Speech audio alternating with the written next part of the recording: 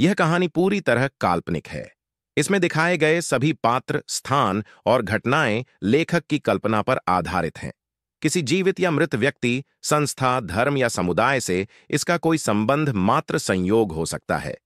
इस वीडियो का उद्देश्य केवल मनोरंजन है। कृपया इसे वास्तविकता न समझें। अगर किसी को इससे ठेस पहुंची हो तो हमें खेद है। यह जानबूझकर नहीं किया गया है। कार्तिक के दोस्त ये तो जानते थे कि वो 5 स्टार में ब्रेकफास्ट करने जा रहे हैं, पर उनका ऐसा वेलकम होने वाला है इसका उनको कोई आइडिया नहीं था। कार्तिक उन सबको खुश देखकर मुस्कुरा रहा था। शंग्रीला के मैनेजिंग हेड खुद कार्तिक को अंदर रेस्टोरेंट तक लेकर गए और उन्हें डाइन इन का प्रीमियम प्लेस अलॉट किया गया। शंग्रीला के टॉप शेफ खुद खाना सर्व करने आए। सारी शानदार एग्जॉटिक डिशेस टेबल पर लगाई गई। ये सब उन लोगों के लिए इतना अनएक्सपेक्टेड था कि अब वह नर्वस फील करने लगे थे। नील ने तो बोल ही दिया, यार यह सब क्या इतना तामझाम कर रहे हैं? हमको तो टेबल मैनर्स भी नहीं आते। क्या खाएं, कैसे खाएं, किधर से शुरू करें? कुछ भी समझ नहीं आ रहा। कियारा बिल्कुल कार्तिक के साथ वाली चेयर पर बैठी थी। उसका नर्वस चेहरा भी कार्तिक ने नोटिस कर लिया था। टेबल के नीचे से कार्तिक ने उसका हाथ पकड़ लिया। कियारा ने कार्तिक की तरफ देखा तो कार्तिक ने मुस्कुराकर उसको आंखों से अश्योर किया कि वह कियारा के साथ है। फिर कार्तिक ने नील से कहा, यार तू टेबल मैनर्स भूल जा। तेरा जो जैसा मन करे तू वो कर। आज का दिन तेरा है मेरे भाई। आज का दिन ही क्या, मेरी जिंदगी तेरे नाम है। मेरा सब कुछ तेरा भी है। जो तू साथ ना देता तो मैं इन मुश्किल सालों में जिंदा ही नहीं रह पाता। तेरे पास अपने लिए भी पैसे नहीं होते थे, फिर भी तू कुछ ना कुछ करके मेरी फीस का भी जुगाड़ करता था। खुद आधा खाता था, पर मुझे कभी भूखा नहीं सोने दिया तूने। तेरा एहसान तो जान देकर भी नहीं चुका पाऊंगा दोस्त। कार्तिक के ऐसा कहने से नील की आंखें भर आईं। क्या बात कर रहा है कार्तिक? भाई भी कहता है और एहसान जैसी बात भी करता है। आज के जमाने में कौन किसी को इतना प्यार करता है जैसे तू जान दे रहा यार। पैसे आ जाने के बाद कौन अपने गरीब दोस्तों को पूछता है? पर कार्तिक तू तो दोस्ती की मिसाल बन गया। ब्रेकफास्ट की टेबल पर बहुत ही इमोशनल सा माहौल हो गया था। एक तरफ कियारा कार्तिक से बहुत डीपली जुड़ती जा रही थी और कार्तिक ने भी बहुत अफेक्शन के साथ उसका हाथ पकड़ लिया था। दूसरी तरफ नील और कार्तिक के बीच का प्यार देखकर सबका मन पिघल रहा था। इन सब के बीच में शंग्रीला होटल के उस रेस्तरां में दो आंखें बहुत ध्यान से उन सबको देख रही थी। उस इंसान के हाथ में जो छुरी थी, वह प्लेट पर रखे खाने पर ऐसे चल रही थी जैसे सामने प्लेट में खाना नहीं, कार्तिक की गर्दन हो। गहरी नफरत और गुस्सा उन आंखों में साफ दिखाई दे रहा था, पर कार्तिक और उसके दोस्त इस सबसे बिल्कुल अनजान थे कि इस समय कोई वहां पर ऐसा भी है जो उनके खिलाफ एक बड़ी साजिश रच रहा है। ब्रेकफास्ट टेबल पर कार्तिक के दोस्त अपनी लाइफ के सबसे बेस्ट मोमेंट्स जी रहे थे। तभी कार्तिक के एक दोस्त ने कहा, अरे यार यहाँ का रेस्तरां इतना शानदार है तो यहाँ के कमरे कैसे होंगे ना? उद्धरण चिन्ह। कार्तिक ने एकदम से कहा, हाँ तो फिर आज इसी होटल में रुक जाते हैं। वैसे भी हमारी आज की क्लासेस तो मिस हो ही चुकी हैं। कार्तिक के प्रपोजल पर सारे एकदम हैरान हुए और फिर अगले ही पल सबके चेहरे पर एक्साइटमेंट दिखने लगी। साशा ने छोटे बच्चे की तरह चाहते हुए पूछा, क्या ये पॉसिबल है कि हम यहाँ पर रुक सके? कार्तिक ने कहा, अरे बिल्कुल, मैं अभी यहाँ पर 3 प्रेसिडेंशियल सूइट बुक करता हूँ। कार्तिक के ये कहते ही वह सब अवाक रह गए। इस बार नील ने कहा, प्रेसिडेंशियल सूइट? क्या कर रहा है यार, पहले ही तू बहुत कुछ कर चुका है हम सब के लिए। बस कर अब।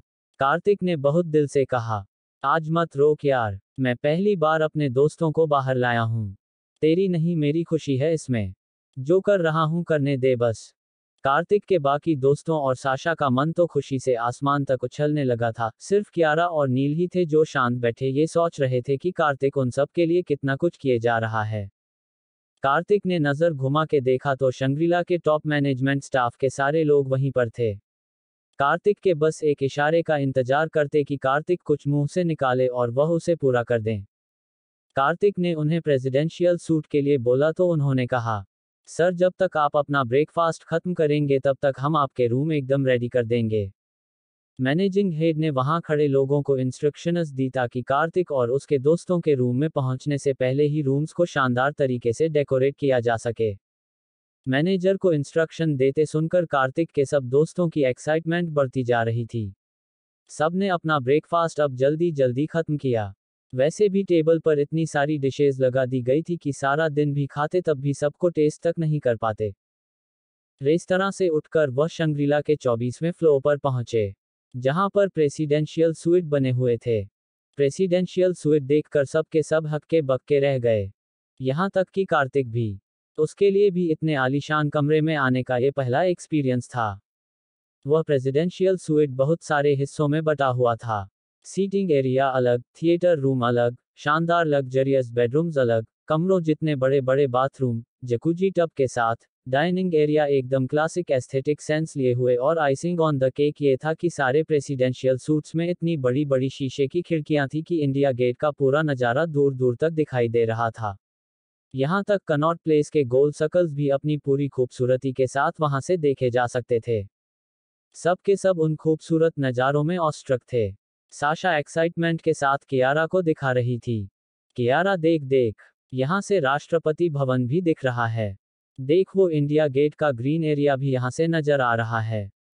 और कनॉट प्लेस का इनर सर्कल देख रही है। ऐसे जाने कितनी ही बातें वह एक्साइटमेंट के साथ नॉन स्टॉप बोले जा रही थी। यही हाल कार्तिक के बाकी दोस्तों का भी था। सब चुलबुले बच्चों की तरह खिड़कियों पर खड़े होकर अलग अलग बिल्डिंग्स को पहचानने की कोशिश कर रहे थे। मैनेजर ने सारे कमरे खूबसूरत फूलों से सजवाए थे, यहां तक कि जकूजी टब में पानी के साथ गुलाब की पंखुड़ियां तैर रही थी। कार्तिक आराम से महाराजा चेयर पर बैठा उन सबको देखकर मुस्कुरा रहा था। कार्तिक को कोई आइडिया नहीं था कि इस रूम में ये king size throne type chair पहले से थी या कार्तिक के लिए स्पेशल रखवाई गई है। पर कार्तिक को उस पर बैठकर वाकई किंग जैसी फीलिंग आ रही थी। इतने में ही कमरे में रखा फोन रिंग हुआ। फोन कार्तिक की साइड टेबल पर ही रखा था। कार्तिक ने फोन उठाया तो मैनेजिंग डायरेक्टर ने कार्तिक को बहुत पोलाइटली ग्रीट करते हुए कहा, sorry to disturb you sir, पर हम चाहते हैं कि आप हमारे होटल की बाकी सर्विसेज को भी एंजॉय करें। आप चाहें तो हम स्विमिंग पूल पर आपके लिए स्पेशल अरेंजमेंट्स कर सकते हैं। सर्दी का मौसम है, इसलिए हम स्विमिंग पूल में आप लोगों की कन्वीनियंस के अकॉर्डिंगली पूल के पानी का टेम्परेचर सेट कर देंगे। इसके अलावा बहुत सारे indoor games, shopping Arena, spa, gym, जो भी सर्विसेज आप चाहें, हमें आपको सर्व करने में बहुत खुशी होगी। कार्तिक चाहता था कि उसके दोस्त आज उसके साथ होते हुए दुनिया का हर एंजॉयमेंट ले। फोन रखने के बाद कार्तिक ने अपने दोस्तों को कहा कि आओ यहाँ से अब स्विमिंग पूल चलते हैं। स्विमिंग कॉस्ट्यूम का अरेंजमेंट वहीं पर मैनेजर ने कर रखा है। फिर कार्तिक ने साशा और कियारा को कहा, तुम दोनों चाहे तो पहले स्पा जा सकती हैं और वहीं से फिर स्विमिंग पूल पर आ जाना। पर उन दोनों ने भी साथ ही पूल पर चलना चाहा। पूल एक्सक्लूसिवली उनके लिए रिजर्व था। बाकी सबको वहां से हटा दिया गया ताकि कार्तिक और उसके दोस्त खुलकर मस्ती कर सकें। सब अपनी कॉस्ट्यूम्स पसंद करके पूल में उतर गए। नील साशा के साथ काफी खुश दिख रहा था। कार्तिक पूल में नहीं गया। वहां रखी सनबाथ चेयर पर आधा लेटा उन सबको देखता रहा। कियारा भी कॉस्ट्यूम के ऊपर सरोंग डालकर वही उसके पास आकर बैठ गई। कार्तिक उसको कुछ देर देखता रहा, फिर एकदम बोल उठा, कियारा तुमको पता है तुम्हारा फिगर बिल्कुल मॉडल्स जैसा है। परफेक्ट। कार्तिक के अचानक इस तरह कहने से कियारा के गाल हया से लाल हो गए। उसने आंखें झुका ली। उसके शर्माने से कार्तिक को एहसास हुआ कि वह इमोशंस में बहकर क्या ही बोल गया है। उसने फौरन बात बदल दी। अच्छा कियारा, तुम उस दिन कैंटीन में भी कह रही थी ना कि तुम एक हाई प्रोफाइल फैशन कंपटीशन में भाग लेना चाहती हो। मैं तुमसे डिटेल्स पूछना भूल गया। एक बात बताओ, तुम उस इवेंट में एज अ मॉडल पार्टिसिपेट कर रही हो या एज अ डिजाइनर compete कर रही हो? कियारा ने मुस्कुराते हुए कहा, बोथ। कार्तिक के दिमाग में कुछ चल जरूर रहा था, अब वह अपने वर्ड्स को लेकर बहुत केयरफुल था। उसने कियारा से पूछा, कियारा तुम ऑफेंडेड फील मत करना, पर दरअसल मैं थोड़ा सरप्राइज हूं। तुम बेहद खूबसूरत हो, तो एज अ मॉडल पार्टिसिपेट करना तो तुम्हारे लिए कोई बहुत बड़ा चैलेंज नहीं है। कोई भी टॉप डिजाइनर तुम्हारे थ्रू अपने कपड़ों को शोकेस करना पसंद करेगा। पर एज अ डिजाइनर इतने बड़े कंपटीशन में पार्टिसिपेट करना बहुत ही चैलेंजिंग टास्क है। जहां तक मैं समझ पा रहा हूं, ये लाखों की इन्वेस्टमेंट मांगता है। हालांकि मुझे पता नहीं कि मेरे पास ये पूछने का राइट है भी कि नहीं, फिर भी पूछ रहा हूं। क्या इसी फैशन कंपटीशन के लिए पैसों का अरेंजमेंट करने के लिए तुमने बार में उस नौकरी की हाँ की थी? क्योंकि इस इवेंट में अपने कपड़ों को एग्जिबिट करने के लिए सारी टॉप क्लास मॉडल हाई की जाती हैं। कपड़ों का मेक, मटेरियल, कॉस्टिंग सब आसमान छूता हुआ होता है।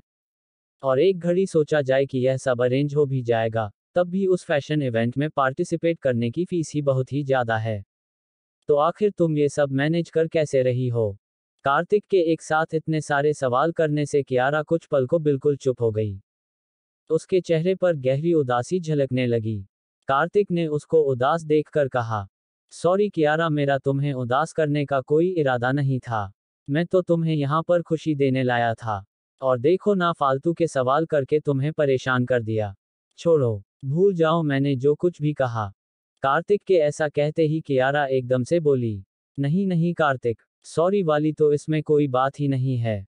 मैं बस ये सोच रही हूँ कि अपनी कहानी कहाँ से सुनानी शुरू करूँ, इतना कुछ भरा हुआ है मेरे अंदर।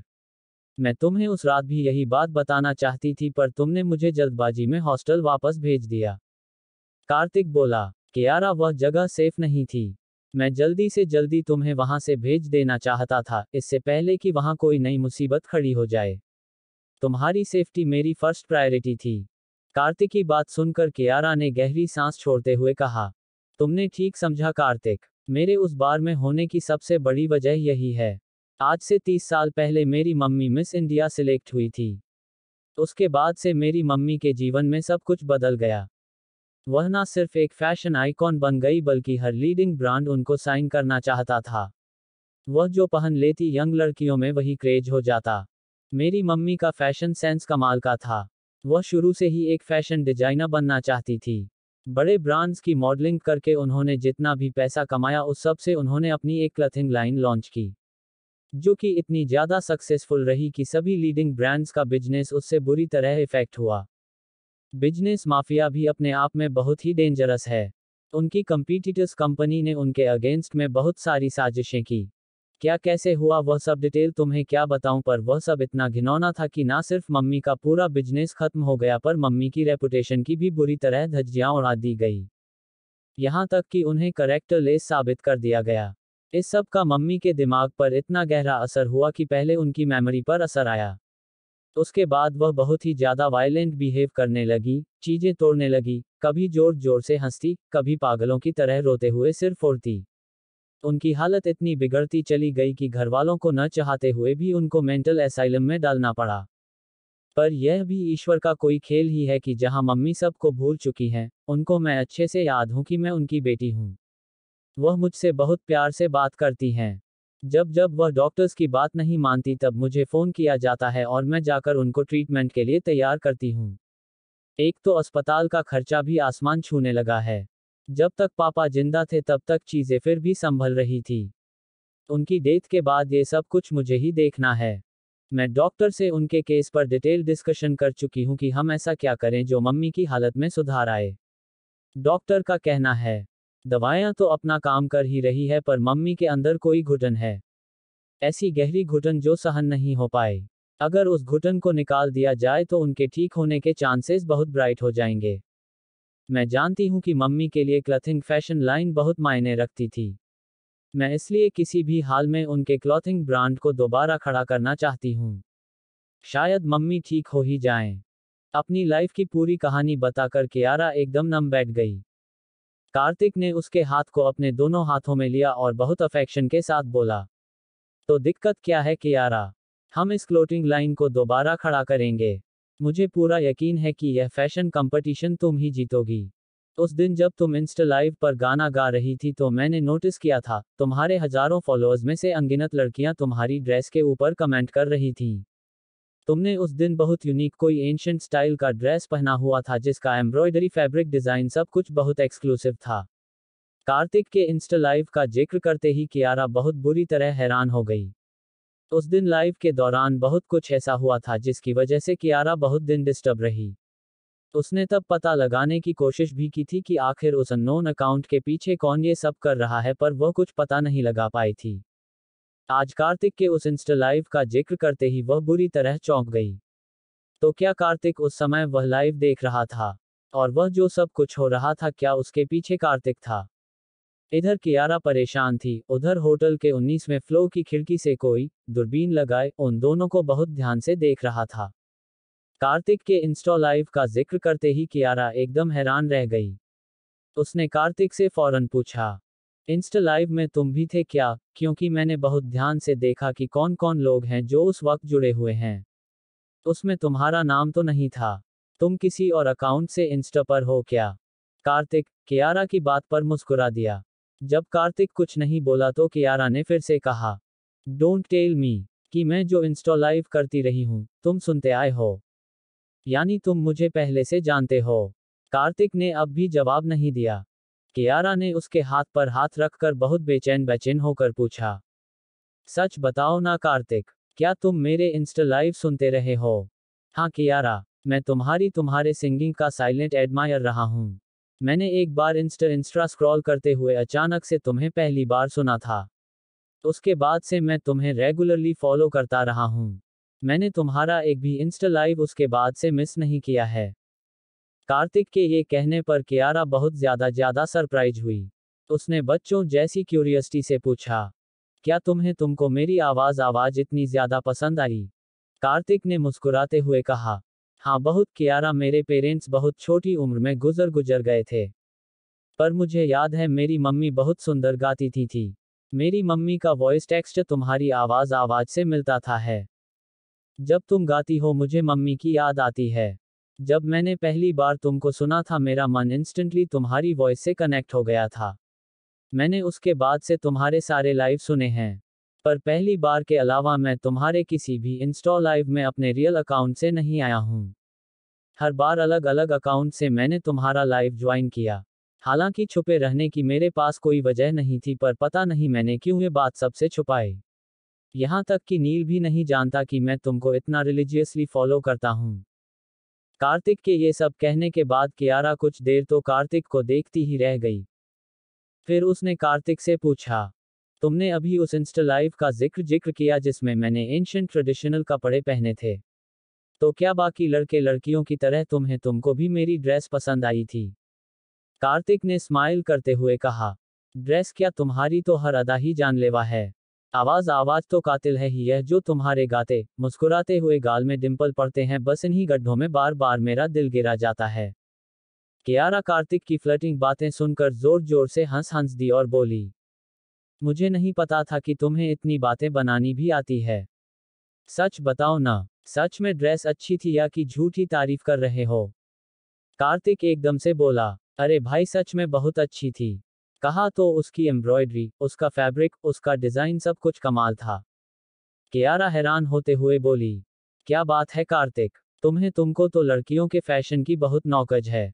अच्छा तुमको पता है उसी लाइव में ऐसा भी कुछ हुआ था जो बहुत दिन तक इंस्टा पर वायरल होता रहा।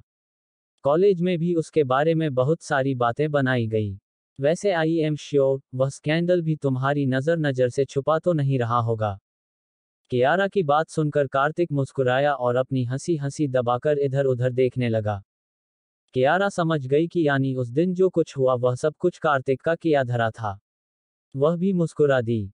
उसके लिए यह बात बहुत ब्यूटीफुल ब्लेसिंग जैसी थी कि जिस इंसान को वह इतने समय से ढूंढ रही थी, वह कार्तिक ही है। उसने अपनी खुशी को कंट्रोल करते हुए पूछा, अच्छा, अब समझी सब बात। यानी वह तुम थे जो उस दिन लाइव के दौरान रोशन से लड़े, उसको उकसाते रहे और चैरिटी सिंगिंग फंडिंग में मेरे अकाउंट में लगातार पैसा ट्रांसफर करते रहे। अब तो कार्तिक जोर जोर से हंस दिया और बोला, हाँ वह मैं ही था।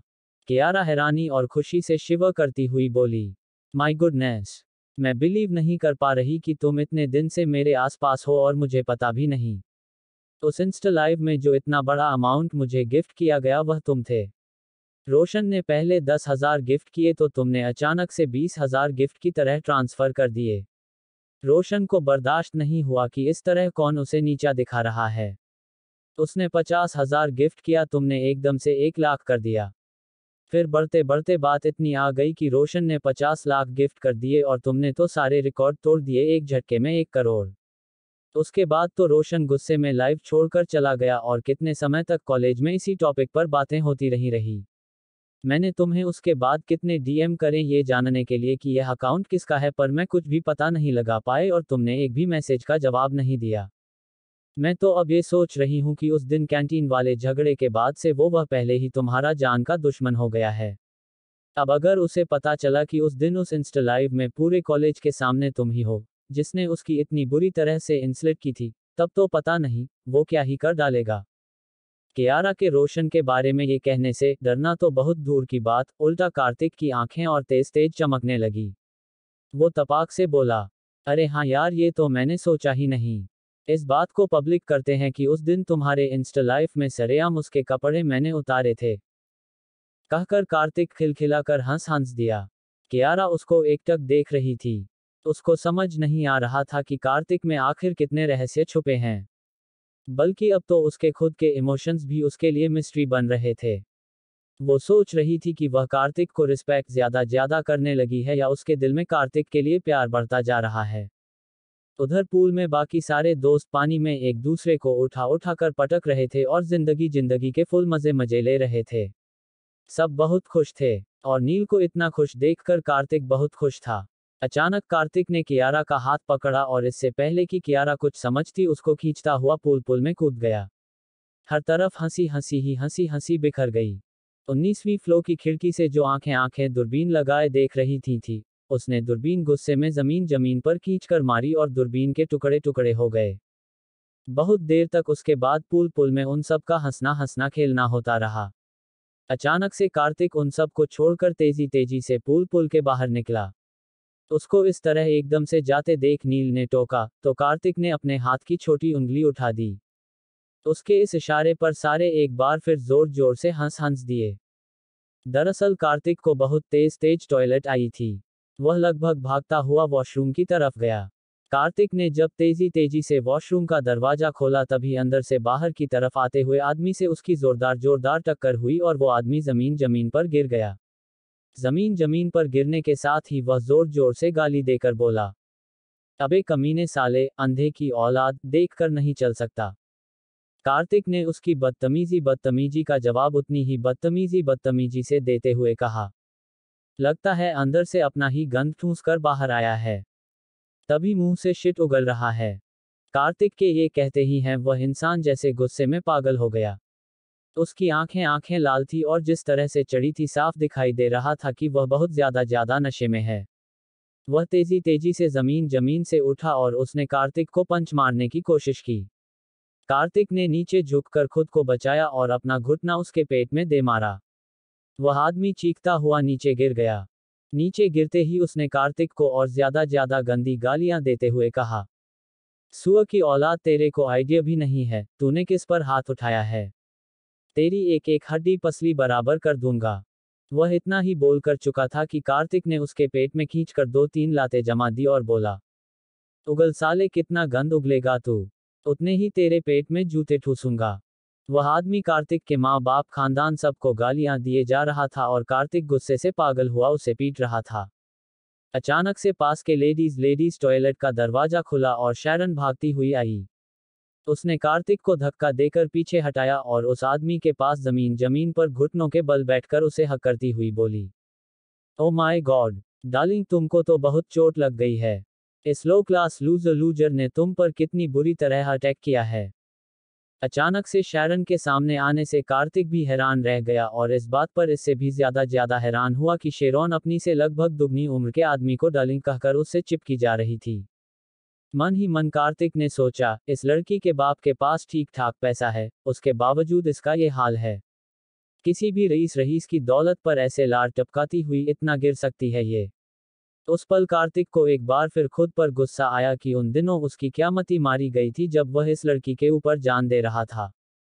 कार्तिक ने गुस्से में उस आदमी के ऊपर थूकते हुए शैरन को कहा, ओए होए, ये तेरे से दुगनी एज का तेरा शोना मोना डार्लिंग पिट गया मेरे से। पर समझा ले अपने इस डार्लिंग को, अगर यह गंद बकना इसे बंद नहीं किया ना तो इसकी जुबान काट कर तेरे हाथ में दे दूंगा। आई बड़ी डार्लिंग की लैला। शेरोन गुस्से से दहाड़ती हुई बोली, मैं जानती थी कि तुम गंदी परवरिश का नतीजा हो, नाली के कीड़े हो, जो अचानक पैसा मिलने से पागल हो गया है। पर इतने डिस्गस्टिंग हो यह अंदाजा नहीं था मुझे।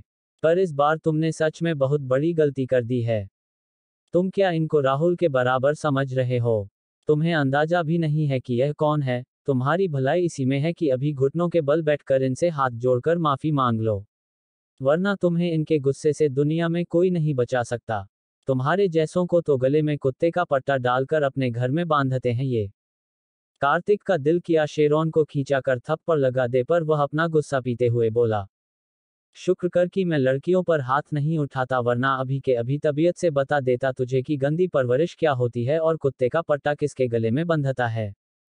जितनी देर कार्तिक शेरॉन से बात कर रहा था, इतनी देर वह आदमी अपना मोबाइल निकालकर कहीं फोन मिला रहा था।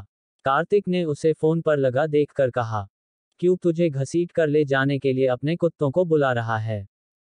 इस बार वह आदमी कनिंगली हंसते हुए बोला, अभी देखते हैं साले, कौन कुत्ता है यहाँ पर और कौन शेर।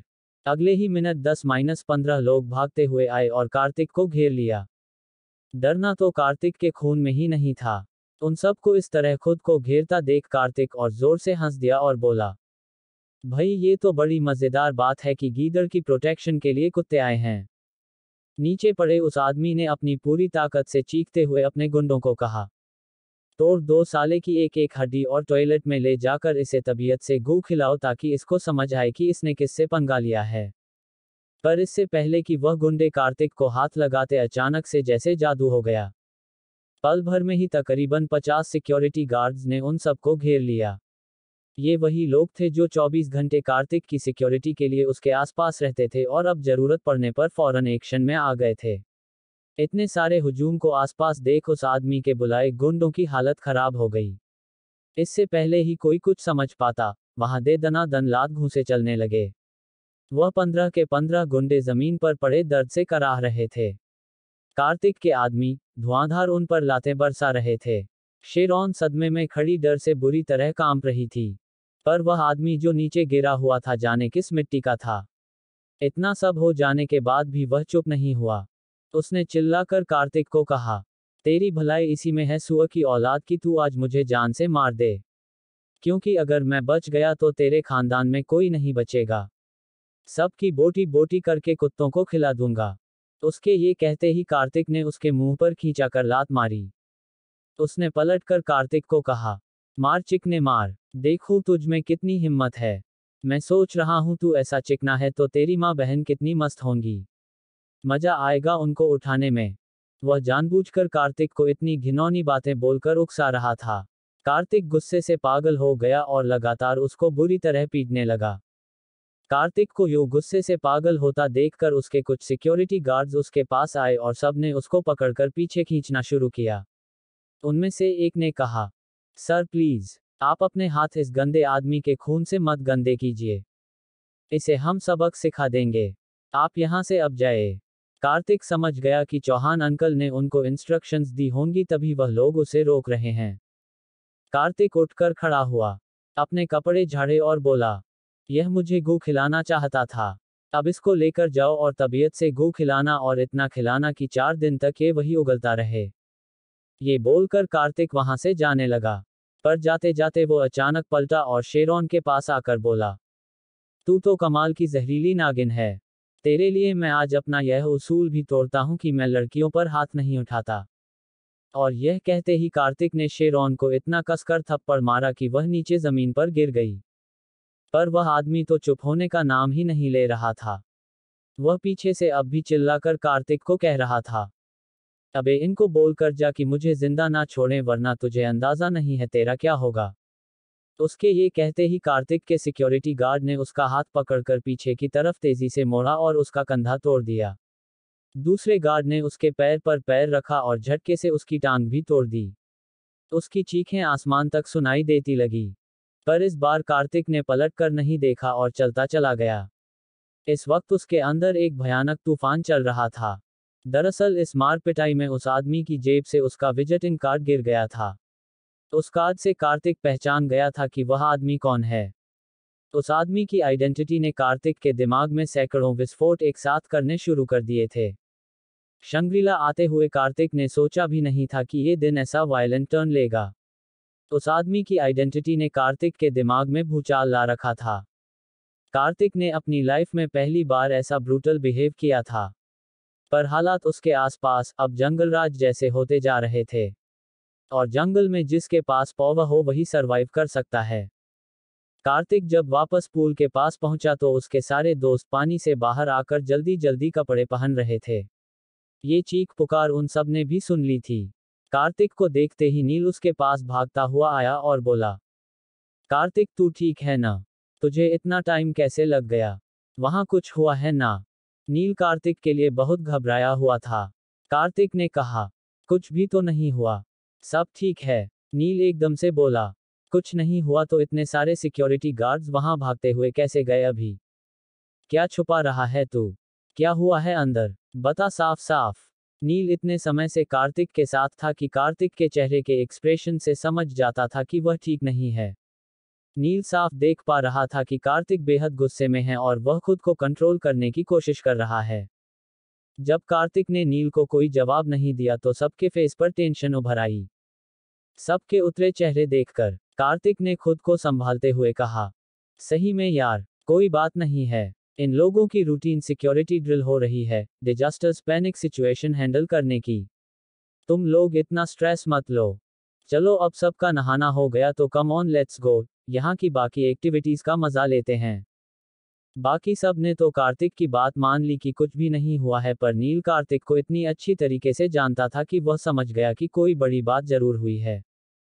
वहां से निकलकर सब ने 1-2 घंटे शंग्रीला के शॉपिंग आर्केड और गेमिंग जोन में बिताए। उसके बाद कार्तिक ने अपने दोनों दोस्तों को वापस हॉस्टल छोड़ दिया। कॉलेज कैंपस में बुगाटी के एंटर करते ही फिर से हलचल मच गई। कैंपस में बुगाटी जैसी गाड़ी देखने का अभी कोई भी यूज्ड टू नहीं था। हर तरफ कार्तिक और उसकी कार के बारे में ही बातें हो रही थी। नील को ये सब देखकर मजा आ रहा था, पर कार्तिक के दिमाग में तो कुछ और ही चल रहा था। अपने दोस्तों को हॉस्टल ड्रॉप करने के बाद उसने कियारा और साशा को भी गर्ल्स हॉस्टल छोड़ा। नील जब उतर के उन्हें हॉस्टल के गेट तक छोड़ने गया तो कार्तिक ने एक जरूरी फोन मिलाया और कुछ इंपॉर्टेंट इंस्ट्रक्शंस दी। नील ने कार्तिक को फोन पर बात करते देख लिया था।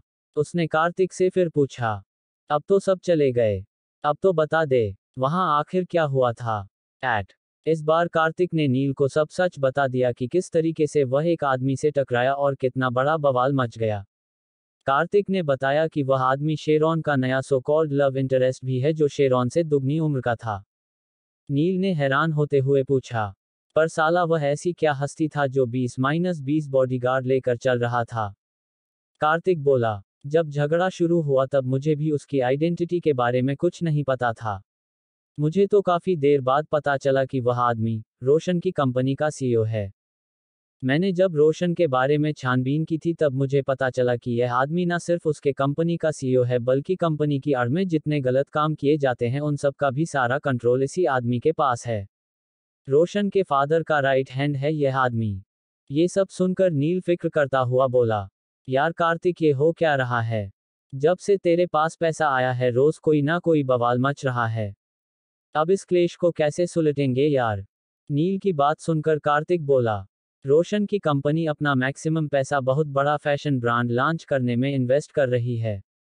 यह आदमी विजेंद्र उसी का सीईओ है। इसकी दुर्गति की खबर लगते ही रोशन यकीनन पागल की तरह नाचेगा। पर मुझे उसकी टेंशन नहीं है, उसको तो मैं हैंडल कर लूंगा। अभी जब तू उतरकर साशा को छोड़ने गया था तो मैंने उस सिक्योरिटी हेड को फोन किया जिसे चौहान अंकल ने हायर किया है, जिसने वहां पर आकर वह सारा बवाल संभाला। मैंने उसको बोला अगर यह विजेंद्र हमें रोशन के बिजनेस का इनसाइड इंफॉर्मेशन देने को तैयार हो जाए तब तो इसको छोड़ देना, वरना इसका ये हाल करना कि न साला जिंदा में रहे न मरे में। कार्तिक का बदला हुआ रूप देखकर नील हैरान तो था ही, पर अब उसे डर भी लग रहा था कि कार्तिक लगातार किन चक्करों में फंसता जा रहा है। इतनी क्रूअल्टी उसने कार्तिक के चेहरे पर पहले कभी नहीं देखी थी। पर कार्तिक एक बहुत बड़े बिजनेस टायकून फैमिली से था। उसके ब्लड में ये दबंगपना और डेयरिंग भरी पड़ी थी, और यह जरूरी भी थी, वरना इतना बड़ा एम्पायर संभाला ही नहीं जा सकता। ये सारी क्वालिटीज कार्तिक में हमेशा से थी, बस सरफेस अब हो रही थी। योजक चिन्ह। उधर राहुल और रोशन बार में शराब पीते हुए कार्तिक के बारे में ही बात कर रहे थे। राहुल रोशन को चने के झाड़ पर चढ़ाता हुआ बोला, समझ नहीं आता इस भिखारी कार्तिक के पास रातों रात इतना पैसा कहां से आ गया है, और उस पर हिम्मत देखो तुमसे पंगा ले रहा है।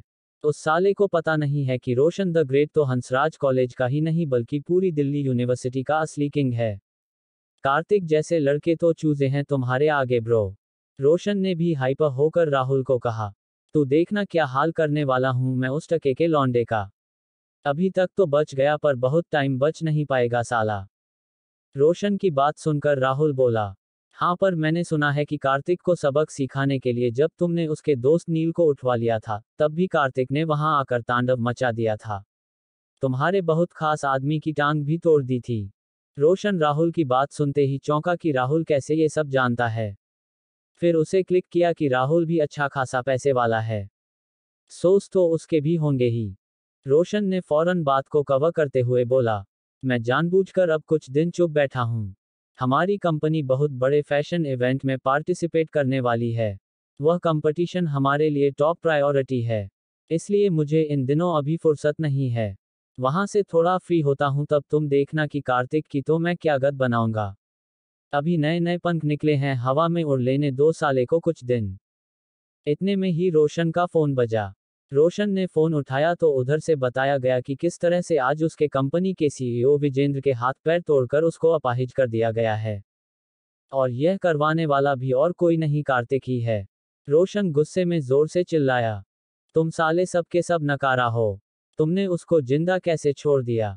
फिर पता नहीं उधर से क्या कहा गया कि रोशन ने गुस्से में फोन दूर फेंक कर मारा। वह चेयर से उठा और पिंजरे में बंद गुस्सैल जानवर की तरह इधर उधर चक्कर काटने लगा। राहुल ने पूछा। क्या हुआ रोशन। रोशन दांत पीसता हुआ बोला। इस कार्तिक की तो अंतड़ियां फाड़ के कुत्तों को न खिलाई तो मैं भी अपने बाप की औलाद नहीं। Wait and watch Rahul. मैं इस कार्तिक को ऐसी जगह ले जाकर मारूंगा कि इसके ये 150 चमचे तो क्या पूरी फौज भी आ जाए तो इसे बचा नहीं सकेगी। रोशन को इतनी तेज गुस्से में देख राहुल समझ तो गया था कि कार्तिक ने उसके किसी और आदमी की भी पिटाई की है। राहुल ने और आग में घी डालते हुए रोशन को कहा। मैंने सुना है कि आजकल कार्तिक जिस लड़की के साथ देखा जाता है वह भी उसी फैशन इवेंट में पार्टिसिपेट कर रही है जिसकी तुम लोग तैयारी कर रहे हो। इस इवेंट में कार्तिक उस लड़की को बहुत सपोर्ट कर रहा है। राहुल की बात पर रोशन हैरान हुआ। फिर कुछ सोचकर बोला। थैंक्स बडी ये इन्फॉर्मेशन मेरे बहुत काम आने वाली है। मुझे नहीं पता था कि यारा भी इस कंपटीशन में पार्टिसिपेट कर रही है। असली मजा तो अब आएगा। राहुल मुस्कुरा दिया। वह सीधे सीधे कार्तिक का मुकाबला नहीं कर सकता था इसलिए रोशन को हथियार की तरह इस्तेमाल कर रहा था। वह बहुत शातिर ढंग से सब पर नजर रखे हुए था। जब कार्तिक और रोशन की कियारा को लेकर कैंटीन में लड़ाई हुई थी राहुल ने उसके बाद कियारा के बारे में सब छानबीन की। तभी उसको पता चला कि वह एक फैशन कंपटीशन में पार्टिसिपेट करना चाहती है। और उसके पास रिसेंटली ही कहीं से बहुत पैसा आया है। उसी पैसे से उसने अपनी वर्कशॉप भी सेट की है। राहुल को आइडिया था कि यह सारा सपोर्ट उसको हो ना हो कार्तिक ही दे रहा है। इसलिए उसने यहाँ रोशन को और भड़का दिया। योजक चिन्ह। उधर नील और कार्तिक भी बहुत देर तक बातें करते रहे कि आने वाले खतरों से कैसे निपटना है।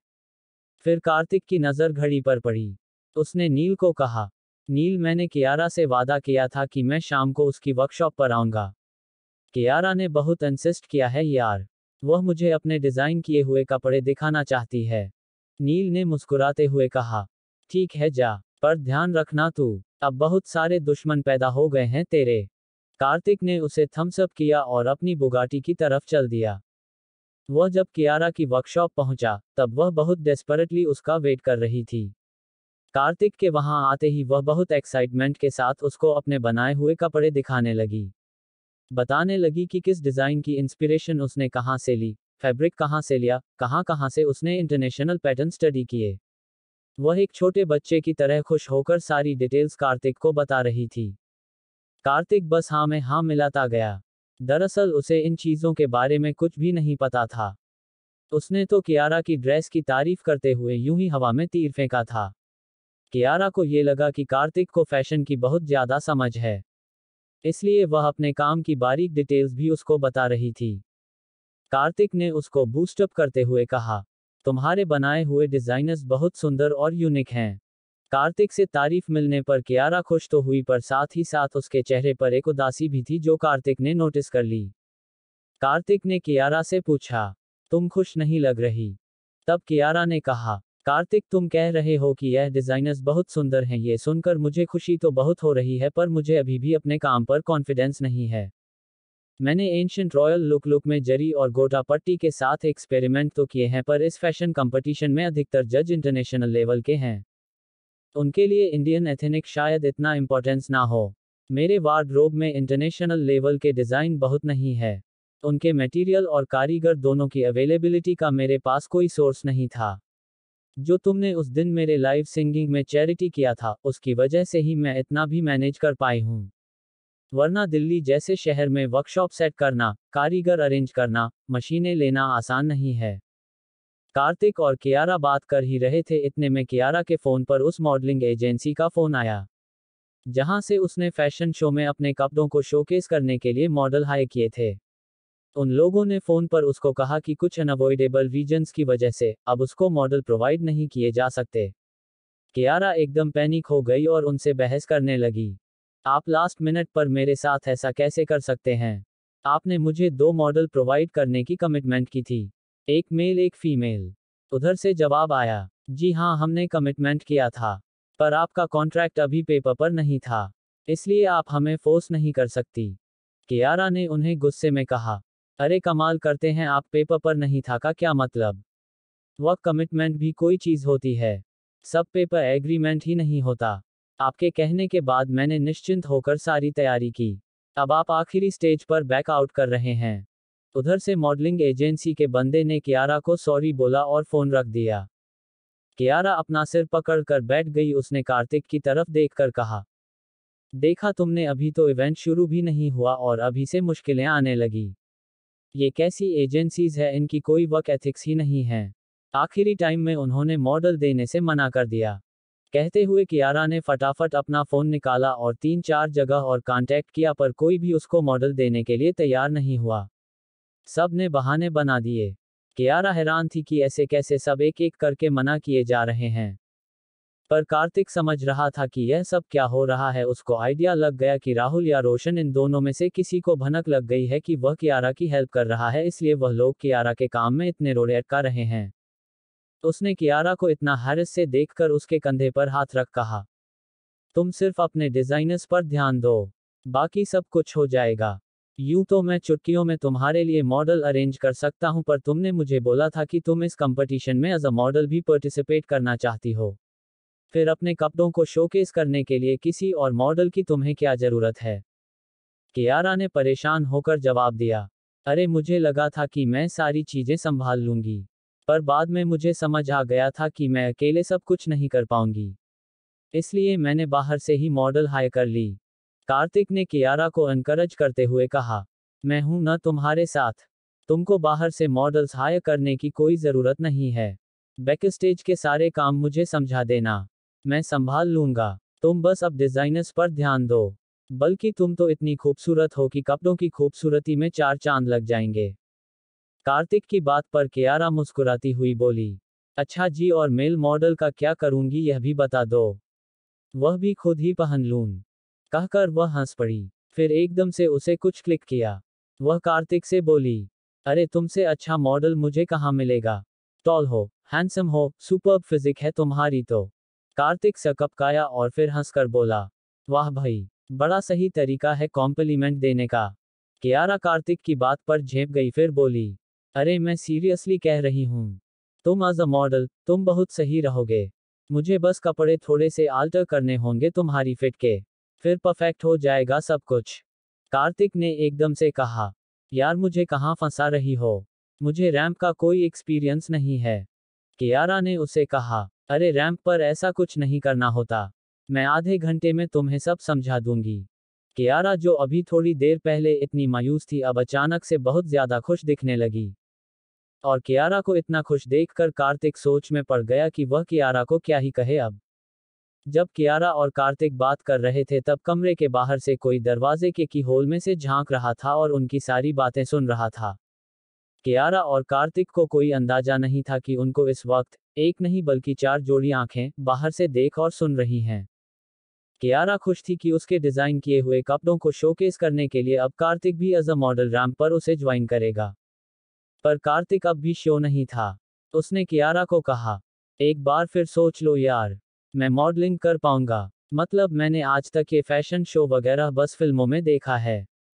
इस फील्ड में मेरा रियल लाइफ एक्सपीरियंस जीरो है। उसकी शेप रैंप के 3 तरफ इतने सारे लोग बैठकर मुझे घूरेंगे। ये सोचकर ही मेरी हवा टाइट हो रही है। कियारा ने हंसते हुए कार्तिक से कहा, अरे कोई ऐसा रॉकेट साइंस नहीं है जो ऐसे घबरा रहे हो। इतना कुछ नहीं करना होता। मैं आधे घंटे की ट्रेनिंग में ही तुम्हें सब सिखा दूंगी। तुम बहुत बढ़िया करोगे। मुझे पूरा कॉन्फिडेंस है तुम पर। अब जरा सीधे खड़े हो जाओ ताकि मैं ठीक से तुम्हारा मेजरमेंट ले सकूं। हमारे पास टाइम बहुत कम बचा है। मुझे जल्दी से जल्दी कपड़ों की फिटिंग तुम्हारे साइज की करनी होगी। फिर उसने मेजरिंग टेप उठाया और कार्तिक के पास आकर उसका नाप लेने लगी। कियारा कार्तिक के बहुत पास खड़ी थी। पहले उसने उसकी चेस्ट का नाप लिया। कार्तिक देख रहा था कियारा उसके इतने करीब आकर नर्वस है। कार्तिक को उसे ऐसे देखकर शरारत करने का मन हुआ। वह उसे छेड़ता हुआ बोला, ये बतख की तरह हाथ डुक डुक क्यों कर रहे हैं तुम्हारे? ठीक से नाप लो, कहीं ऐसा न हो कि मेरी सारी फिटिंग बिगाड़ दो। फिर तुम रैंप पर प्रिंसेस लगोगी और मैं प्रिंसेस के साथ चलता हुआ लंगड़ा कबूतर। कार्तिक ने यह बात इतने ड्रामाटिक स्टाइल में कही कि कियारा जोर से हंस पड़ी और बोली, ऐसा कुछ नहीं होगा, तुम टेंशन मत लो, मैं बंद आंखों से भी तुम्हारा नाप लूंगी ना, तब भी परफेक्ट कपड़े बनेंगे। पर तुम सीधे क्यों नहीं खड़े हो रहे? खुद तो बंदर की तरह हिले डुले जा रहे हो और मुझे बतख कह रहे हो। कियारा ने झूठी नाराजगी की एक्टिंग करते हुए कहा। फिर वह घूमकर कार्तिक के पीछे की तरफ जाने लगी ताकि उसके शोल्डर का नाप ले सके। पर जमीन पर पड़े एक धागे में उसका पैर उलझ गया। वह लड़खड़ा कर गिरने ही वाली थी कि तभी कार्तिक ने उसे संभाल लिया। ये संभालना इतना इलेक्ट्रीफाइंग था कि दोनों के दिल जोर से धड़कने लगे। यह मोमेंट उस लम्हे से बिल्कुल अलग था जो उन्होंने डार्क नाइट क्लब में गुजरा था। जब कियारा कार्तिक की गोद में आकर बैठी थी, तब एक पल के लिए कार्तिक ऑफ बैलेंस हुआ था, पर फिर कियारा की कर्ज चुकाने वाली बात ने उसका मन बेहद खराब कर दिया था। पर वही कियारा आज जब उसकी बाहों में थी तो उसका दिल किया कि वह झुककर उसके माथे पर होंठ रख दे। कियारा भी बहुत प्यार भरी नजरों से कार्तिक को देख रही थी। इतने में उन दोनों को कुछ फुसफुसाहट सुनाई दी। दरवाजे के बाहर की होल में से एक लड़की अंदर झांक रही थी और उसके पास 3 लड़कियां और भी खड़ी थीं। अंदर झांकने वाली लड़की बोली, अरे कियारा मैडम का तो उस बोगाटी वाले हीरो लड़के के साथ अंदर रोमांस चल रहा है। दूसरी ने उसे धक्का देते हुए कहा, तू हट, मुझे देखने दे। और अंदर देखते ही वह बोली, ओएमजी, ये तो जैसे कोई फिल्मी सीन शूट कर रहे हैं। तीसरी ने दूसरी को धक्का दिया और अब खुद देखते हुए बोली, अरे तुम जानते हो ये लड़का तो हंसराज कॉलेज में पढ़ता है मैडम के साथ। सुना है भिखारी की औकात थी इसकी, पर पता नहीं अचानक से इसके पास बहुत सारे पैसा आ गया है। जो चौथी लड़की सीधी खड़ी थी उसने बिना देखे ही कहा, ये भी तो हो सकता है कि हमारी मैडम इसको इसलिए ही फंसा रही हो क्योंकि इस आदमी के पास अब पैसा आ गया है। तीनों ने उसकी तरफ घूमकर देखा तो उनमें से एक बोली, तेरी शक्ल अच्छी नहीं है, बात तो अच्छी किया कर। कियारा मैडम ऐसा नहीं कर सकती। अंदर कमरे में कियारा और कार्तिक को फील हो गया था कि कोई बाहर खड़ा उन्हें ऑब्जर्व कर रहा है। कार्तिक तेजी से दरवाजे की तरफ बढ़ा और एक झटके से उसने दरवाजा खोल दिया। जो लड़की दरवाजे पर झुकी अंदर झांक रही थी वह धड़ाक से कमरे में आ गिरी। बाकी तीनों लड़कियां भी एकदम सकपका गई। कियारा बड़ी हैरानी से उन चारों को देखते हुए बोली, तुम चारों यहाँ पर क्या कर रही हो? कियारा के पूछते ही उनमें से एक फौरन बोली, हम तो आपसे डिजाइन से रिलेटेड कुछ इंस्ट्रक्शंस लेने आए थे। बस जस्ट अभी आए हम तो। हमने कुछ नहीं देखा, कुछ नहीं सुना। वह जिस तरह से बौखलाकर अपनी सफाई देने लगी, कार्तिक जोर से हंस दिया। फिर कार्तिक ने पलट के कियारा की तरफ देखा और उसको बाय बोलता हुआ कमरे से बाहर निकल गया। कियारा की सबॉर्डिनेट्स उससे बात करने लगी। उनमें से एक जूनियर कार्तिक के पीछे पीछे आ गई। उसने कार्तिक को रोककर कहा, अगर तुम्हारा इरादा कियारा मैम को फंसाने का है ना, तो भूल जाओ। मुझे तुम्हारी रेपुटेशन पता है कि अचानक से तुम्हारे पास बहुत पैसा आ गया है। इसका मतलब यह नहीं है कि तुम हमारी इनोसेंट मैम को इस तरह फंसाओगे। तुम्हारी वजह से उनकी भी रेपुटेशन खराब हो जाएगी। कार्तिक को एक बार तो बहुत तेज गुस्सा आया, पर वह ये सोचकर चुप रह गया कि कियारा लकी है, उसके सबॉर्डिनेट्स उसकी इतनी फिक्र करते हैं। कार्तिक ने उस लड़की को बस इतना कहा, तुम चिंता मत करो, मेरे साथ तुम्हारी मैडम की रेपुटेशन खराब नहीं होगी। और बेटा होगा, अगली बार इस तरह की ताकाझांकी तुम लोग न करो। हर कोई मेरे जैसा लीनियंट नहीं होता जो ऐसी जासूसी पर तुमको यूं ही छोड़ दे। यूं तो कार्तिक ने यह बात हंसते हुए कही, पर कार्तिक की वार्निंग टोन उस लड़की को समझ आ गई थी। अपने ऊपर बात उल्टी पड़ती देखकर वह लड़की सकपकाकर चुप हो गई। कार्तिक मुस्कुराता हुआ बाहर चल दिया। वह वर्कशॉप से निकला ही था कि उसको प्रिंसिपल सर का कॉल आया। कार्तिक ने कॉल उठाया तो उधर से वह उसे इंसिस्ट कर रहे थे कि वह अभी के अभी कॉलेज आए और कुछ जरूरी पेपर साइन करें। कार्तिक ने जो ग्रांट दी है कॉलेज को, उसमें कुछ जरूरी सिग्नेचर उसके बाकी थे। कार्तिक ने उन्हें बोला, सर मैंने आपसे कहा था कि यह सब आप खुद ही हैंडल कर लीजिएगा। मैंने आपको पावर ऑफ अटॉर्नी दी तो है। उधर से प्रिंसिपल सर ने कहा, कार्तिक तुम्हारी बात सही है, पर फिर भी जो काम तुम्हारा है वह तो तुम ही करोगे ना, इसलिए प्लीज कोऑपरेट करो। जरूरी नहीं होता तो मैं इस तरह इंसिस्ट नहीं करता। आकर इन कागजों पर साइन करो। कार्तिक ने इस बार यस सर कहकर फोन रख दिया। थोड़ी देर बाद कॉलेज में कार्तिक प्रिंसिपल सर के रूम में बैठा था। उसने सारे पेपर बहुत ध्यान से देखे। वो कॉलेज में उसके मेजर शेयर और डोनेशन के पेपर थे। उसने उन सब को ठीक से पढ़कर उन पर साइन कर दिया और बाहर निकल गया। उसके जाने के बाद सेक्रेटरी ने प्रिंसिपल को कहा, आपको वाकई लगता है कि यह लड़का इतनी बड़े खानदान का इकलौता वारिस है?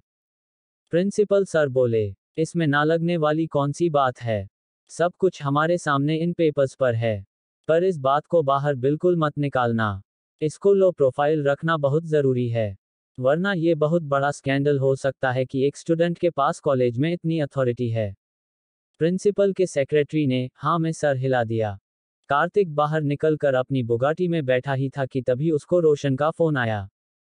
कार्तिक ने सरप्राइज होकर फोन उठाया। वो कुछ बोलता, इससे पहले ही रोशन बोलने लगा, सुना है तू उस लड़की कियारा की बड़ी मदद कर रहा है। तू किसी खुशफहमी में मत रहियो कि तू उसे फैशन कंपटीशन जितवा देगा। जीतना तो बहुत दूर की बात, तेरी वो बुलबुल कंपटीशन में पार्टिसिपेट भी नहीं कर पाएगी। और याद रखियो, ये तो कंपटीशन की वजह से तुझे कुछ दिन की जिंदगी मिल गई है। एक बार कंपटीशन खत्म तो तू भी खत्म। कार्तिक ने उसको जवाब दिया, कंपटीशन तो कियारा ही जीतेगी। जा तेरे से जो होता है कर ले। और रही मेरे खत्म होने की बात तो बेटा अभी तू अपनी जान की खैर मना। कहकर कार्तिक ने फोन रख दिया। कार्तिक समझ गया था कि रोशन लगातार कियारा के रास्ते में रोड़े अटकाएगा कि वह पार्टिसिपेट ना कर सके। उसने कियारा की वर्कशॉप के आसपास पहले ही गार्ड लगा दिए थे ताकि उसका काम कोई ना रोके। योजक चिन्ह। इन्हीं सब तैयारियों और सिक्योरिटी के बीच फैशन इवेंट का दिन भी आ गया। कार्तिक उस दिन बहुत सुबह ही कियारा की वर्कशॉप पहुंच गया। उसने कियारा को बोल रखा था कि कंपटीशन में साथ चलेंगे। वह उसकी सिक्योरिटी को लेकर बिल्कुल रिस्क नहीं लेना चाहता था। कार्तिक ने अपने सामने कपड़ों के सारे बॉक्सेस गाड़ी में रखवाए ताकि सब कुछ सेफली पहुंच सके। उधर कियारा तो इतनी बेचैन और नर्वस भी कि रात भर सो ही नहीं पाई थी। सुबह कार्तिक को देखकर उसकी जान में जान आई और हिम्मत बढ़ गई। कार्तिक ने कहा, तुम बस जरूरी आउटफिट्स ले लो और गाड़ी में बैठो, बाकी सब वहां देख लेंगे। कियारा ने हाँ में सर हिला दिया। आधे घंटे में वह लोग वेन्यू पर पहुंच गए। वेन्यू की डेकोरेशन और सेटिंग सब कुछ वर्ल्ड क्लास था। वह एक 7 स्टार शानदार रिसोर्ट था। पूरी दुनिया से जितने भी पार्टिसिपेंट्स, इंटरनेशनल गेस्ट्स और जज आए थे, सबको इसी रिसोर्ट में ठहराने का इंतजाम किया गया था। इस समय रिसोर्ट में आउटसाइडर्स की एंट्री ब्लॉक थी। जब कार्तिक और कियारा वहां पहुंचे तब सिक्योरिटी गार्ड ने उन्हें गेट पर ही रोक दिया। उसने लगा ये लोग घूमने के पर्पज से आए हैं। उसने कार्तिक को कहा, सर यहाँ पर एक बहुत प्रेस्टिजियस इवेंट है। बाहर के लोगों के लिए रिसोर्ट बंद है, आप अंदर नहीं जा सकते। कार्तिक मुस्कुराया क्योंकि 3 दिन पहले ही ये पूरा रिसोर्ट वह खरीद चुका था। पर इस बात की किसी को कानों कान खबर नहीं थी, यहाँ तक कि नील और कियारा को भी नहीं। उस गार्ड ने कार्तिक को मुस्कुराते हुए देखकर कहा, सर आपको बात समझ नहीं आई क्या? अपनी गाड़ी साइड लीजिए, हमारे प्रेस्टिजियस गेस्ट आने ही वाले हैं। आप लोग अंदर नहीं जा सकते। अब की बार उसकी टोन बहुत बदतमीजी भरी थी। कार्तिक ने गुस्से से पूछा, are you talking to me? उद्धरण चिन्ह। वह गार्ड उतनी ही बदतमीजी से बोला, हाँ तुझे ही रोक रहा हूँ। मैं खूब पहचानता हूँ तुम जैसे फैशन फोटोग्राफर्स को। शहद पर मधुमक्खियों जैसे इस तरह के इवेंट्स पर मंडराते रहते हो। तुम्हारे जैसों को एंट्री नहीं देनी है, ये हमारे को क्लियर इंस्ट्रक्शंस हैं। इतने में ही अंदर से सिक्योरिटी चीफ भागता हुआ आया। उसने सिक्योरिटी रूम के सीसीटीवी पर जैसे ही कार्तिक को देखा वह दौड़ा चला आया और दूर से ही बोलने लगा, सॉरी सर सॉरी, यह नया लड़का है, यह आपको पहचानता नहीं है, बस कल ही हायर किया है। I am really sorry sir. उसने पास आते ही उस लड़के के सिर पर एक थपली मारते हुए कहा, पागल हो गया है क्या, ये हमारे रिसोर्ट के मालिक हैं। उसके ये कहते ही कियारा बुरी तरह सरप्राइज हुई और वह गार्ड, वह तो बिल्कुल ही बौखला गया। उसने सोचा भी नहीं था कि इतनी कम उम्र का लड़का इतने बड़े रिसोर्ट का मालिक हो सकता है। वह हाथ जोड़कर कार्तिक को बोला, सॉरी सर, प्लीज मुझे माफ कर दीजिए, प्लीज सर मुझसे गलती हो गई, मैं नया हूं, मैं जानता नहीं था। सिक्योरिटी चीफ भी कार्तिक से कहता है, सॉरी सर मुझे पता नहीं था आप आने वाले हैं, वरना गेट पर वेलकम के लिए मैं खुद खड़ा रहता। मैं अभी इस लड़के को नौकरी से निकाल देता हूं। उसके ये कहते ही वह गार्ड एकदम से घुटनों के बल बैठ के कार्तिक को बोला, प्लीज सर मुझे मत निकालिए, मुझे ये नौकरी बड़ी मुश्किल से मिली है, मुझसे गलती हो गई, मुझे माफ कर दीजिए। कार्तिक पैसे की कीमत समझता था। उसने बहुत गरीबी के दिन देखे थे। वह जानता था कि कितना मुश्किल होता है पैसे कमाना। उसने गार्ड को कहा, ठीक है, नहीं निकाल रहा पर लोगों से तमीज से बात किया करो। अब खड़े हो जाओ, जो हुआ सो हुआ। फिर कार्तिक ने सिक्योरिटी चीफ को कहा, मैं और मेरी दोस्त यहाँ इस इवेंट में पार्टिसिपेट करने आए हैं। मैं कौन हूँ ये बात अपने तक रखो, इधर उधर फैलाने की जरूरत नहीं है, और हमारे लिए कोई स्पेशल अरेंजमेंट मत करो। सिक्योरिटी चीफ 2 कदम पीछे हटा और सिर झुकाते हुए बोला, एज यू से सर, पर जब भी आपको जरूरत हो किसी भी चीज की, I am just a call away. Kartik ने हाँ में सर हिला दिया और कियारा को लेकर आगे बढ़ गया। जैसे ही वह रिसोर्ट के रिसेप्शन एरिया में पहुंचा, सामने से रोशन आता दिखाई दिया। कियारा और कार्तिक को देखते ही वह होठों को गोलकर सीटी बजाता हुआ बोला, ब्रावो। इतने सब के बाद भी ब्यूटी क्वीन पार्टिसिपेट करने चली आई। वैसे क्या सोच कर आई हो कि यह भिखारियों का राजा तुम्हें कंपटीशन जितवा देगा। कार्तिक अब इस तरह के घटिया प्रोवोकेशन से इम्यून हो चुका था। उसको इन बातों पर अब सिर्फ हंसी आती थी।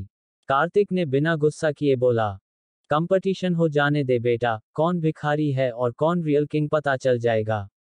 रोशन हंसता हुआ बोला, वैसे कियारा डियर, सारी मॉडल एजेंसीज ने तो तुमको मॉडल देने से मना कर दिया, तो तुम जो कपड़े इन डिब्बों में भर कर लाए हो, ये खुद ही पहन पहन कर दिखाने वाली हो क्या?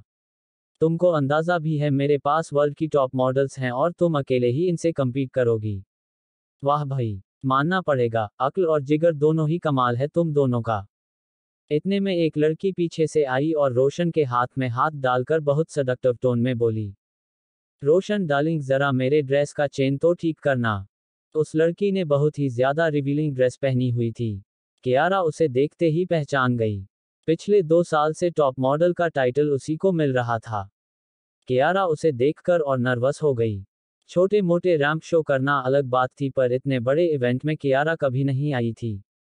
कियारा का चेहरा बिल्कुल उतर गया। कार्तिक ने कियारा को यूं घबराते देखा तो उसका हाथ अपने हाथ में लेकर हल्के से दबाया। उसकी तरफ देखते हुए कहा, मैं तुम्हारे साथ हूं, तुम ही ये कंपटीशन जीतोगी, जस्ट ट्रस्ट मी। कार्तिक के ये कहते ही रोशन तो हंसा ही, वह लड़की जो अभी आई थी, वह भी बहुत जोर से हंसने लगी। उसने कियारा को ऊपर से नीचे तक देखकर कहा, don't tell me Roshan darling, ये बहन जी टाइप्स यहाँ मॉडलिंग करने आई है।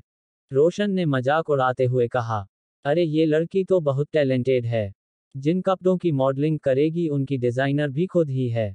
अब तो लॉबी में जितने लोग खड़े थे सब हंसने लगे। कियारा को लगा कि जमीन फट जाए और वह उसमें समा जाए। दरअसल कार्तिक कियारा के बारे में जो भी सोच रहा था वह सच नहीं था। अपनी असलियत तो बस कियारा को ही पता थी।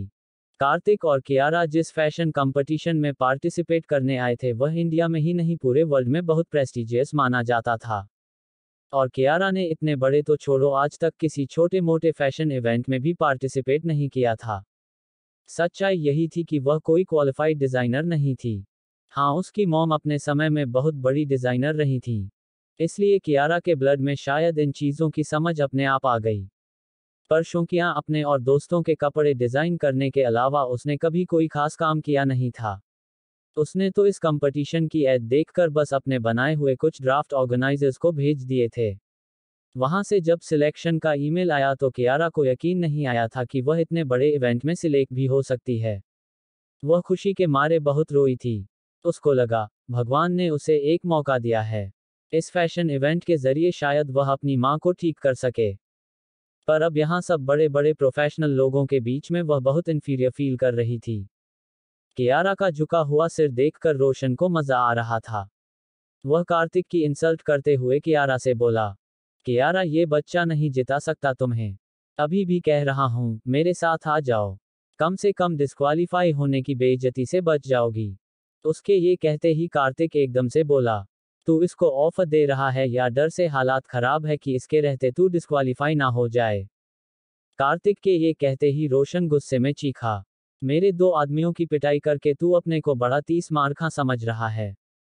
ये कंपटीशन खत्म हो जाने दे, फिर देखियो क्या होता है तेरे साथ। तेरी लाश तो चील कौवों को खिलाऊंगा। रोशन के ये कहते ही कार्तिक जोर से हंसते हुए बोला, कोशिश करके देख ले, क्योंकि मैंने अगर तुझे मारा तो तेरी लाश तो चील कौवों के लायक भी नहीं बचेगी। रोशन ने गुस्से में पंच बनाया और आगे बढ़ा, पर अगले ही पल खुद को संभालता हुआ पीछे हट गया। वो इस इवेंट में कोई प्रॉब्लम क्रिएट नहीं करना चाहता था। उसकी कंपनी का सारा पैसा इस इवेंट पर लग चुका था। रोशन उसको गुस्से से देखता हुआ कुछ कदम पीछे हटा और एक झटके से पलट कर चला गया। वापस जाते हुए रोशन को उस मॉडल लड़की ने बोला, स्वीटहार्ट तुम इन लोगों को ऐसे कैसे जाने दे सकते हो? उसने सबके बीच में तुम्हारी इंसल्ट की है।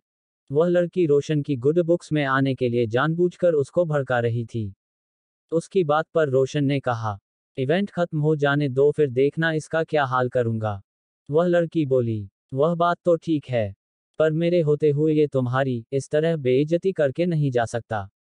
इसको सबक तो सिखाना ही चाहिए।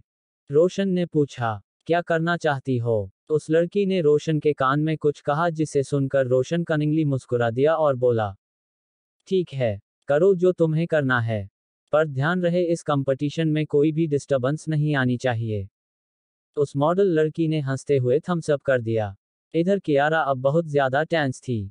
उसे याद आ गया था, रोशन के साथ वाली लड़की ना सिर्फ टॉप की मॉडल है बल्कि पिछली 2 बार इस फैशन इवेंट को जीत चुकी है। साफ पता चल रहा था इस बार वह रोशन के लिए काम कर रही है। कियारा सोचकर उदास थी कि यह लोग बहुत एक्सपीरियंस्ड और प्रोफेशनल हैं। वो उनके आगे कुछ भी नहीं थी। कार्तिक और कियारा ड्रेसिंग रूम में आ गए।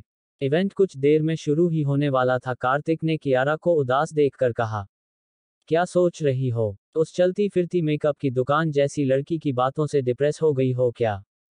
कियारा ने कार्तिक को कहा, तुम जानते नहीं हो कार्तिक, वह लड़की हर साल होने वाले इस फैशन इवेंट में 2 बार विनर रह चुकी है। वो इंडिया की टॉप मोस्ट मॉडल है। कार्तिक ने एकदम से कहा, तो उससे क्या होता है? कियारा मायूसी से बोली, वह लोग प्रोफेशनल है, उनके पास पूरी टीम है। कार्तिक कियारा को हताश होते देख कार्तिक बोला, कियारा मैं चाहूं तो प्रोफेशनल लोगों की टीम क्या, अभी की अभी पूरी फौज खड़ी कर सकता हूं तुम्हारे लिए। 100 मॉडल्स अभी आकर बाहर खड़ी हो जाएंगी तुम्हारे कपड़ों को शोकेस करने के लिए। पर मैं ये सब नहीं करना चाहता। मैं जानता हूं तुम मॉडलिंग करती हुई बहुत ग्रेसफुल लगोगी और तुम्हारे कपड़े बेस्ट माने जाएंगे। इसलिए अपने काम पर और खुद पर पूरा कॉन्फिडेंस रखो, और अब बस इवेंट के बारे में सोचो। कार्तिक का अपने ऊपर इतना कॉन्फिडेंस देखकर कियारा में भी हिम्मत आ गई। उसने खुद को मन ही मन बूस्ट किया, हाँ मैं कर सकती हूँ, मम्मी के लिए मुझे ये करना ही होगा। वह खड़ी हुई और अपना मेकअप बॉक्स खोलती हुई बोली, कार्तिक आओ बैठो, मैं सबसे पहले तुम्हारा मेकअप करूंगी, फिर अपना। कार्तिक एकदम से सकपका कर बोला, मेकअप? मुझे मेकअप भी करना होगा क्या? हाँ तो करना तो पड़ेगा ना, स्टेज पर जाना है तुम्हें, कियारा ने उसे समझाते हुए कहा। कार्तिक झिझकते हुए बोला, अरे पर मैंने लाइफ में कभी मेकअप अप्लाई नहीं किया। उद्धरण चिन्ह। कियारा हंसते हुए बोली, हाँ तो कौन सा कोई लिपस्टिक बिंदी लगा रही हूँ? ये ऑयल और पसीना जो तुम्हारे चेहरे पर दिख रहा है इसको टोन डाउन करके फेस पाउडर लगाऊंगी, ताकि स्टेज की तेज लाइट्स और कैमरे की फ्लैश लाइट्स में तुम्हारा चेहरा सुंदर और चमकता हुआ दिखे। कार्तिक ने हवा में हाथ उठाकर इस तरह का जेस्चर दिया जैसे कह रहा हो, क्या मुसीबत है। वह चुपचाप चेयर पर बैठ गया। कियारा ने उसका मेकअप करना शुरू किया। एक ही मिनट हुआ था कि उनके ग्रीन रूम का दरवाजा धड़ाक से खुला। सामने वही रोशन के साथ वाली मॉडल लड़की खड़ी थी। उसके साथ होटल का सिक्योरिटी स्टाफ था और उसके खुद के बॉडीगार्ड्स थे। वह अंदर घुसते ही चीखी, अरेस्ट कर लो इन दोनों को, इन लोगों ने मेरी ड्रेसेस चुराई हैं। कियारा और कार्तिक दोनों हैरान रह गए। कार्तिक गुस्से में बोला, दिमाग खराब है या आंखें खराब है, तुमने कब हमें चोरी करते हुए देखा? क्या बेसिर पैर की बकवास कर रही हो? वह लड़की उतनी ही बेशर्मी से फिर चीखी, सिक्योरिटी देखो, वह रखा मेरा सूटकेस, यही लोग इसे चुरा कर लाए हैं। कार्तिक और कियारा ने पलट कर देखा तो कमरे के कोने में एक नीले रंग का सूटकेस रखा था। कार्तिक को याद आया कि जब वो इस कमरे में आए थे तो ये पहले से ही रखा था। उन्होंने इसको सीरियसली नहीं लिया और इग्नोर कर दिया। कार्तिक समझ गया था कि यह पूरी साजिश उनके अगेंस्ट प्लान की गई है ताकि वो लोग इस इवेंट में पार्टिसिपेट ना कर सके। वह लड़की फिर से गार्ड्स पर चिल्लाते हुए बोली, मुंह क्या देख रहे हो, अरेस्ट करो इन दोनों को। होटल के सिक्योरिटी गार्ड्स ना तो खुद आगे बढ़े, ना उन्होंने उस लड़की के बॉडीगार्ड्स को कार्तिक के पास जाने दिया। दरअसल कमरे में आने से पहले उनको आइडिया ही नहीं था कि यह कार्तिक का कमरा है। सुबह के इंसिडेंट के बाद उनके सिक्योरिटी चीफ ने उन सबको सुबह वाली फुटेज दिखाकर कार्तिक के बारे में बता दिया था कि यह हमारे रिसोर्ट के नए मालिक हैं और इनका स्पेशल ख्याल रखना है। उन लोगों को आगे ना बढ़ता देख वह मॉडल लड़की गुस्से से पागल होती हुई बोली, सांप सूंघ गया है क्या तुम लोगों को? पकड़ते क्यों नहीं इस आदमी को? मैं तुम सबको नौकरी से निकाल दूंगी। कार्तिक उसकी बात पर थोड़ा बोला, कोई ना जानता हो तो ये सुनकर सोचेगा कि इस रिसोर्ट की ओनर तुम हो। तब उनमें से एक सिक्योरिटी गार्ड बोला, सॉरी सर, हमें आइडिया नहीं था कि यह मैडम आपके बारे में बात कर रही हैं। हमें सुबह ही चीफ ने इन्फॉर्म कर दिया था कि इस रिसोर्ट के नए मालिक आप हैं। अगर हमें पता होता कि यह आपका कमरा है तो हम ऐसी गलती कभी नहीं करते। उस सिक्योरिटी गार्ड के ये कहते ही वह मॉडल लड़की बहुत बुरी तरह हैरान हुई और चौंक कर बोली, यह इस रिसोर्ट का मालिक है। Are you out of your mind? यह जरा सी उम्र का लड़का इस रिसोर्ट का ओनर कैसे हो सकता है? सिक्योरिटी गार्ड ने उसे कहा, yes ma'am, he is our boss, ये रिसोर्ट इन्हीं का है। उस लड़की के आश्चर्य की सीमा न रही। दिल्ली के सबसे पॉश इलाके, वसंत कुंज का सबसे हाई क्लास और पूरे दिल्ली एनसीआर का सबसे बड़ा रिसोर्ट यही था। इसका मालिक ये कच्ची उम्र का लड़का, उसको यकीन ही नहीं आ रहा था। फिर वह खुद को संभालते हुए बोली, सो वॉट, अगर यह मालिक है भी तो मेरे कपड़े तो चोरी हुए हैं ना। ये लोग खुद भी पार्टिसिपेट कर रहे हैं और इनको डर है कि मैं जीत जाऊंगी, इसलिए इन्होंने ऐसा किया। मैं रिसोर्ट की गेस्ट हूँ, यहाँ पर ठहरी हुई हूँ। मेरे सामान की सिक्योरिटी आप लोगों की रिस्पॉन्सिबिलिटी है। अगर आपने एक्शन नहीं लिया तो मैं इस रिसोर्ट पर केस करूंगी। तभी 2-3 लोग तेजी से उस कमरे में आए। उनमें एक लंबी कद काठी का अंग्रेज था जो एंटर करते ही उस लड़की से बोला, व्हाट हैपेंड ईशा? मैंने अभी सुना तुम्हारे आज शोकेस होने वाले डिजाइनर कपड़े चुरा लिए गए हैं। उस अंग्रेज को देखते ही वह लड़की रोनी शक्ल बनाकर एकदम से बोली, थैंक यू मिस्टर थॉमस, आप यहाँ पर आए। देखिए, इस आदमी ने मेरे डिजाइन कपड़े चुराए हैं। वह तेजी से चलती हुई अपने सूटकेस तक गई और उसे खोलकर उसमें से कपड़े निकालते हुए पागलों सा चीखने लगी, ओह माय गॉड, लुक, क्या हालत कर दी इन लोगों ने मेरी ड्रेसेस की। न सिर्फ चुराए बल्कि सारे कपड़े काट पीट कर फाड़ भी दिए हैं। अब मैं क्या करूंगी? थॉमस सर, आप इन दोनों को अभी की अभी इस कंपटीशन से डिस्क्वालीफाई कर दीजिए। वह लड़की मन ही मन बहुत खुश हो रही थी यह सोचकर कि कार्तिक इस रिसोर्ट का मालिक है तो क्या हुआ, इस इवेंट के चीफ जज तो मिस्टर थॉमस ही हैं। अब वो पक्का कियारा और कार्तिक को इस इवेंट से बाहर कर देंगे। मिस्टर थॉमस अब कार्तिक को ध्यान से देख रहे थे। उन्होंने कार्तिक को पहचान लिया था और अब उनके चेहरे के एक्सप्रेशन पूरी तरह बदल चुके थे। कार्तिक भी समझ गया कि उन्होंने उसे पहचान लिया है। कार्तिक ने बहुत पोलाइटली कहा, मिस्टर थॉमस, पूरे होटल में सर्विलेंस कैमरे लगे हैं। अभी सच सामने आ जाएगा कि किसने सूटकेस चुराया और यह यहाँ कैसे आया। इन मैडम को झूठा स्कैंडल खड़ा करने का ज्यादा ही चस्का है। बिलीव मी, सब कुछ इन्होंने ही प्लांट किया है। मिस्टर थॉमस से पहले वह मॉडल बोली, सर, ये लड़का सरासर झूठ बोल रहा है। इन्होंने ही मेरे सारे कपड़े खराब किए हैं। और सर्विलेंस कैमरों से क्या ही पता चलेगा। वह जो भी आदमी होंगे इन्हीं के ही भेजे हुए होंगे। आपको इनको कंपटीशन से निकालना ही होगा। बल्कि मुझको तो कंपटीशन में स्पेशल फेवर मिलना चाहिए क्योंकि मेरे सारे कपड़े इन लोगों ने डिस्ट्रॉय कर दिए हैं। मिस्टर थॉमस ने बिल्कुल कोल्ड ब्लडेड टोन में उस मॉडल लड़की को बोला। मिस ईशा, बेहतर यही होगा कि आपने जो ये तमाशा खड़ा किया है इसको खुद ही समेट लें, वरना इनको नहीं मैं आपको डिस्क्वालीफाई कर दूंगा। बेटर यही है कि आप ये स्कीमिंग छोड़कर इवेंट पर फोकस कीजिए। इन घटिया तरीकों से आप जीतने वाली नहीं हैं। मिस्टर थॉमस के ये कहते ही ईशा को जैसे बहुत बड़ा सदमा लगा। उसके चेहरे का रंग सफेद पड़ गया। उसकी आवाज शिवर कर गई। वह कांपती आवाज से बोली, पर सर सारे सबूत आपके सामने हैं, फिर भी आप इस आदमी का फेवर ले रहे हैं। उद्धरण चिन्ह। इस बार मिस्टर थॉमस ने बहुत ही हार्श टोन में जवाब दिया। मिस ईशा, शायद आपको एक बार में बात समझ नहीं आई। आप मुझे मजबूर कर रही है कि मैं आपको इस इवेंट से डिस्क्वालीफाई कर दूं। आपकी बेहतरी इसी में है कि अगले 1 मिनट में आप इस कमरे से बाहर निकल जाएं। Just get out. वह लड़की ईशा गुस्से और इंसल्ट से बुरी तरह कांपने लगी। वह समझ गई कि उसका पूरा प्लान फेल हो गया है। उसने अपने बॉडीगार्ड्स को इशारा किया। वह सब वहां से जाने लगे। पीछे पीछे वह भी जाने लगी। कार्तिक ने पीछे से टोकते हुए कहा, अपना कचरे का ढेर यहां से लेकर जाओ। और उसके सूटकेस को लात दे मारी।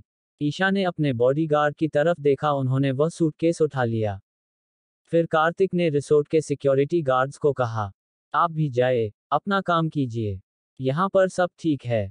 उनके बाहर निकलने के बाद कार्तिक ने दरवाजा बंद करते हुए मिस्टर थॉमस को कहा, thanks for the favour mister Thomas. वो अंग्रेज फौरन बोला, कैसी बात करते हैं सर, सालों से आपके घर वालों ने मुझे बहुत सपोर्ट किया है। मैं तो जो कुछ भी हूं आपकी फैमिली की वजह से ही हूं। वर्ल्ड की बेस्ट क्लॉथिंग कंपनी जिसका मैं सीईओ हूं, उसके मालिक तो आप ही हैं। It's completely my pleasure mister Mittal कि मैं इस तरह आपसे यहां मिल सका।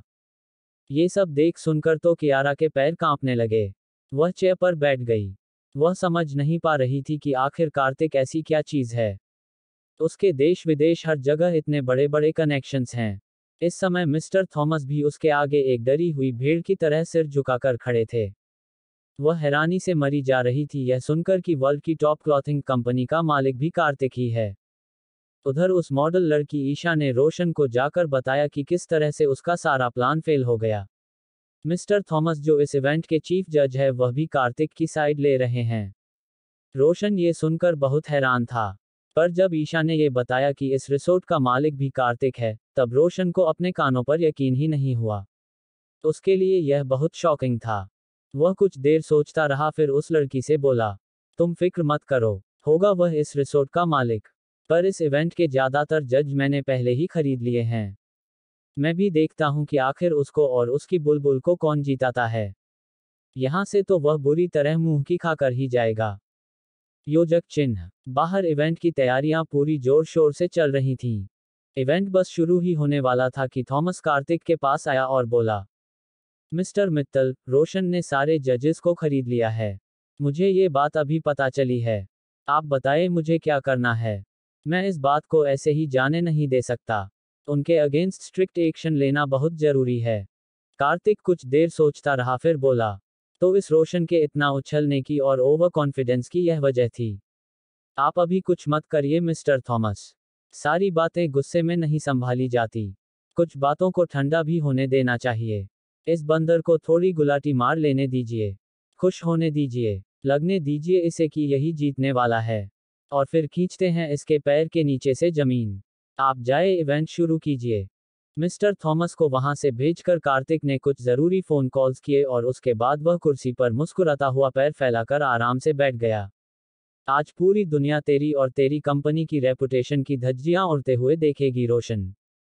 मजा आएगा, बहुत मजा आएगा। अगर आप लोग इस कहानी का अगला भाग सुनना चाहते हैं तो जल्दी से मेरे चैनल को सब्सक्राइब करें और मुझे बताएं कि आपको यह कहानी कैसी लगी।